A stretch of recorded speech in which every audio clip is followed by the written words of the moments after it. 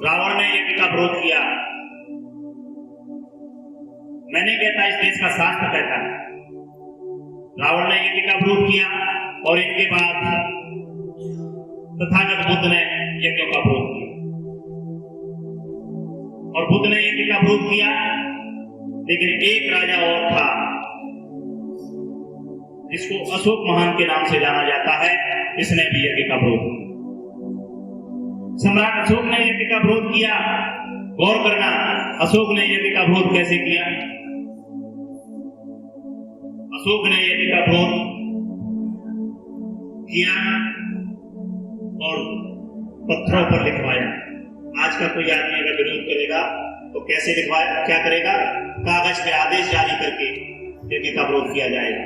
लेकिन उस समय उसने पत्थरों पर आदेश जारी किए और लिखवाया गया शिलाओं पर कि इस देश में आज के बाद यज्ञ पर रोक लगाई जाती है और यदि कोई यज्ञ करेगा तो उसे शासन के द्वारा, राज्य के द्वारा दंड दिया जाएगा।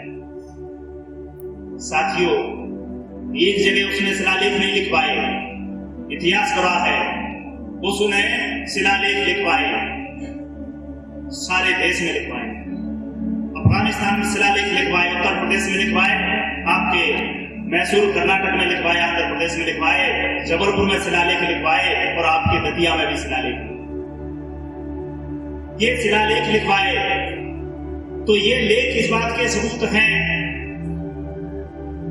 कि इस देश में यज्ञों का विरोध किया, हमारे राजा ने, महापुरुषों ने यज्ञों का विरोध। जरा सोचिए, ये शिलालेख क्या अनपढ़ लोगों के लिए लिखवाए? इस देश में पता लगता है कि इस देश का उस जमाने का आदमी पढ़ा लिखा था और पढ़े लिखे लोगों के लिए शिलालेख, पढ़े लिखे लोगों के लिए शिलालेख लिखवाए। तो शिलालेख में लिखवाया कि आज के बाद कोई यज्ञ का विरोध करेगा, यज्ञ करेगा, पशु की हिंसा करेगा तो उसे दंड दिया जाएगा। साथियों, ध्यान देना, उन शिलालेखों में क्या लिखा है? ये जो कहता है भेजे वाला कहता है कि मुझे हजारों साल नहीं लाखों साल पहले का ज्ञान है। क्या इस भेजे वाले को ये पता नहीं है कि सम्राट अशोक ने क्या लिखवाया था? साथियों, इस देश का इतिहास बोलता है, इस देश की माटी बोलती है, इस देश के पत्थर बोलते हैं कि इस देश में कैसी व्यवस्था थी। लेकिन दुख की बात यह है कि इस देश का इंसान नहीं बोलता, इस देश का इंसान नहीं बोलता, इस देश के पत्थर बोलते हैं, माटी बोलती है, लेकिन इस देश का इंसान नहीं बोलता। विडंबना की बात है कि इस देश के जो IAS IPS लोग बन गए हैं और प्रथम श्रेणी के अधिकारी बन गए हैं, मजिस्ट्रेट बन गए हैं, भेजे वाले बन गए हैं, लेकिन इस देश का भेजे वाला आदमी नहीं बोलता, इस देश का इंसान नहीं बोलता, इस देश का माटी, इस देश की माटी और इस देश का पत्थर बोलता।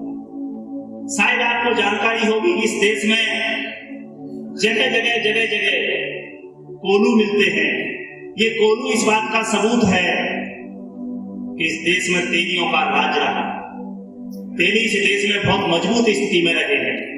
साथियों, जगह जगह आप जाओगे, देखेंगे, आपको शिलालेख मिलेंगे, पत्थर मिलेंगे, कोलू मिलेगा। और एक चीज सबसे बड़ी मिलती है कि किसी भी जगह पर इस देश की माटी को खोद करके देख लीजिए, आपको इस बात का सबूत मिल जाएगा कि इस देश का राजा शंकर था। लेकिन पढ़ा लिखा इंसान नहीं बोलता, ये हमारे लिए